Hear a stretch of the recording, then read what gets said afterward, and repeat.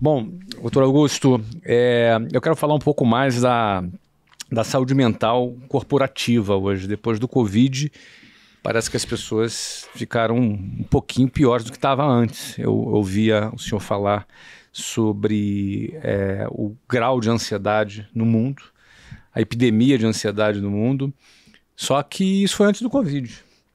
E os níveis de ansiedade e de depressão chegaram a níveis inimagináveis e dentro das empresas isso virou um problema muito sério. Os departamentos de RH, eles ganharam aí um desafio a mais nesse processo. Qual a postura da empresa?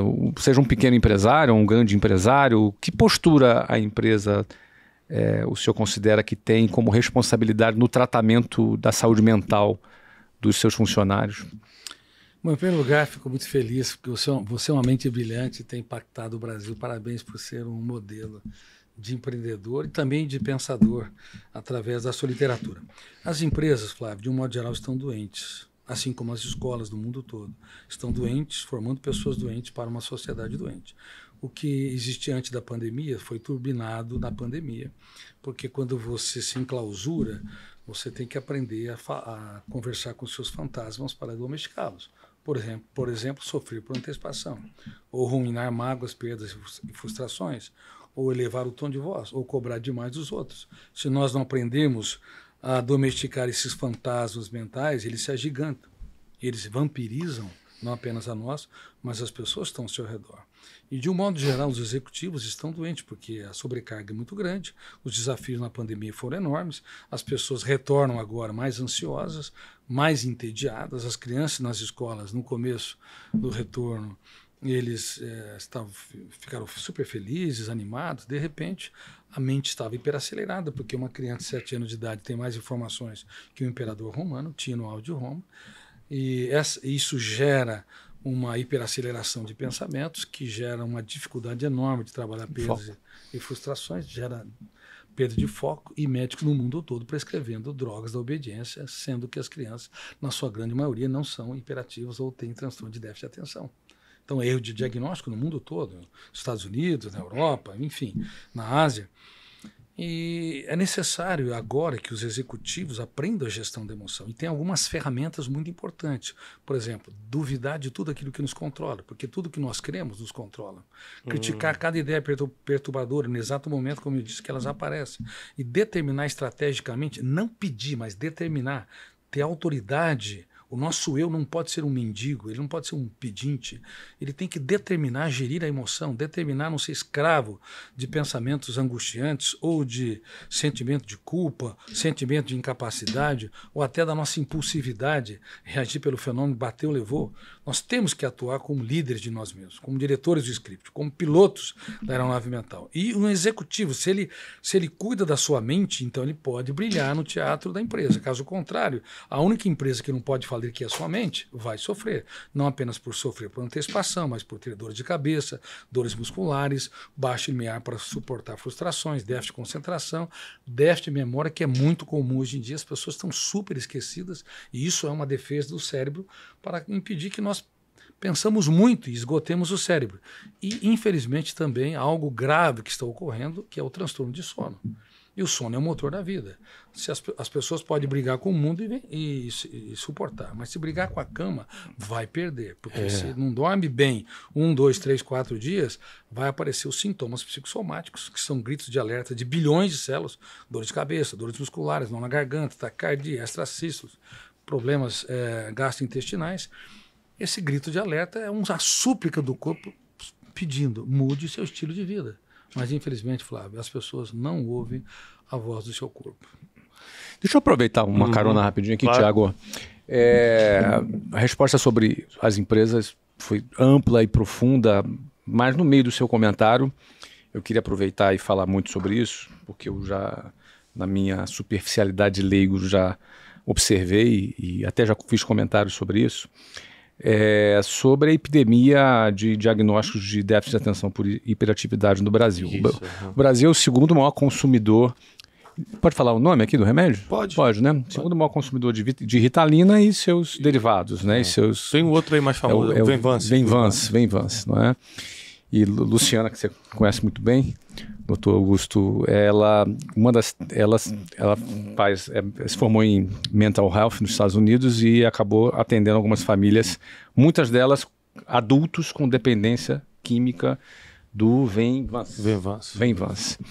Então, hoje virou meio que moda entre concurseiros, executivos, pessoas que acham que para terem mais foco tomam esses remédios mesmo sem prescrição. Mais produtividade. Como acham que vão ter mais produtividade.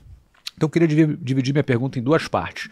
Primeiro, nós temos realmente uma epidemia de déficit de atenção por hiperatividade, do ponto de vista científico, ou nós temos pais mais ausentes ou escolas menos competentes que não se adaptaram a esse novo mundo de crianças com muita informação. Expostas à internet. Expostas à internet, com um consumo gigante de conteúdos cada vez mais. É isso que nós temos, de fato, uma epidemia ou temos uma falta de adaptação? Aí eu não quero nem induzir a tua resposta, porque eu sou leigo, como eu já disse. E, por outro lado, em paralelo, o que o senhor tem a dizer sobre essa epidemia de consumo de Ritalina e Venvance sem prescrição médica? Olha, isso é gravíssimo. A sua pergunta é muito inteligente e pertinente. Em primeiro lugar, a hiperatividade ou transtorno de déficit de atenção atinge 1 a 2% da população. 1 a 2%.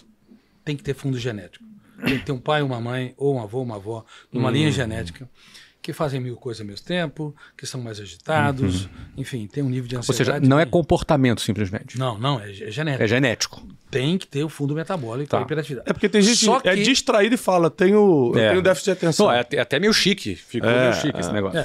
Só que eu descobri uma síndrome e já tinha apontado ela, descrito ela em 2004. Pensamento acelerado. Síndrome de pensamento acelerado e já prenunciava que no futuro, se houvesse uma multiplicação excessiva do conhecimento, das informações e dos estímulos, isso poderia saturar a MUC, memória de uso contínuo, que representa no máximo 2% da memória humana, e levar a uma hiperconstrução de pensamentos e, consequentemente, perder o foco, perder a concentração e simular sintomas da hiperatividade sem ter a base metabólica e genética, e médicos do mundo todo dando diagnóstico errado e prescrevendo drogas da obediência.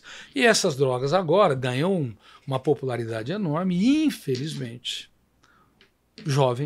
adultos jovens estão tomando porque desacelera um pouco, o pensamento dá um pouco mais de foco, só que cobra uma fatura alta. Pode dar dependência nos níveis da cocaína se não se administrar adequadamente por tempo determinado e por médicos que têm competência. E para a criança? Aquela criança que foi diagnosticada de forma equivocada, talvez pela falta de paciência da escola ou pela falta de dedicação dos pais e que preferem botá-la aprisionadas dentro delas mesmas por uma droga. Qual é o impacto na criança? Dói no meu coração. Dói demais, né? Demais, porque é uma denúncia em mais de 70 países que eu sou publicado. Sim. E o problema não é só brasileiro. Os diagnósticos errados estão sendo, aos milhares, aos milhões na Europa, na Ásia, em todo lugar, nos Estados Unidos. E tem uma técnica de ouro que os pais devem levar em alta consideração. Até os casais em alta consideração na relação interpessoal, porque muitos casais começam o seu relacionamento no céu do romance e terminam no inferno dos atritos, entendeu?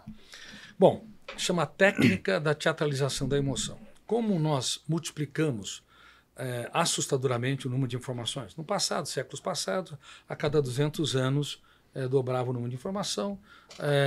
Na década passada, ela multiplicava a cada 1 ano e hoje está multiplicando a cada 1 mês. E tudo isso é registrado automaticamente por um fenômeno inconsciente chamado fenômeno RAM, registro automático da memória. A biografia do córtex, no córtex cerebral não depende da vontade humana. Por isso que se você detesta alguém, rejeita alguém, sinto muito, ele vai dormir com você. Porque a biografia, o registro é automático e involuntário e registra-se tudo com mais densidade, aquilo que tem alto volume emocional. Como nas redes sociais... E não apaga, né? Não apaga. É isso aí. É impossível deletar a memória. Impossível deletar. Só reeditar a memória. Só reeditar. Ou construir janelas paralelas que nem outra ali. Eu lembro que o senhor ensinava muito isso, que as emoções fortes, né, a alta intensidade da emoção, registra com duplo P. Exatamente. Do poder. Poder de ser inesquecível, poder de ser lido e relido e retroalimentado e se tornar um cárcere mental. Ou então, quando você não perdoa alguém, mas fica alimentando aquele espírito de vingança, aquele remorso, você está colocando um duplo poder de tormento emocional, seria isso? Corretíssimo. Por isso que o ódio, a raiva, a vingança, sentimento de exclusão, em destaque faz mal ao hospedeiro. Mas como é que Jesus condenou todos esses sentimentos se ele não estudou psiquiatria? Então, é incrível. Ele foi o homem mais inteligente da história. É inacreditável. Infelizmente, Harvard não estudou. Cambridge, Oxford, MIT, Stanford. Não estudaram a mente deste homem. Como pode? Mas ele... Não, foi um erro atroz. Se ele tivesse sido estudado, não estou falando nem do ângulo teológico, estou falando do ângulo psicológico, psicossocial, socioemocional. Nós teríamos, talvez, mais poetas e menos generais, teríamos mais artistas plásticos e menos psiquiatras, entendeu? Teríamos uma humanidade mais saudável, com mais proteção emocional. Emendando uma pergunta sobre Jesus, Flávio, rapidinho para a gente voltar aí nos negócios. Se o surto da nossa geração é ansiedade, inclusive eu li e reli várias vezes seu livro Ansiedade, o Mal do Século, por que Jesus falou porque a gente não deve andar ansioso há 2000 anos atrás? Então eu me perguntava, quando eu analisava como um crítico, como um cético. Hoje eu sou um cristão sem fronteira. Quando eu estudei a mente dele, eu mudei meu pensamento, tá certo? Não defendo uma religião, sou lido por todas as religiões, inclusive pelos ateus e nas universidades. Mas eu quero dizer, eu me perguntava, que homem é este que há 2000 anos ele já falava, não andeis ansiosos. Ele não falou assim, não tenha ansiedade, porque a ansiedade ela é muito importante. A ansiedade saudável, que te motiva, que te anima.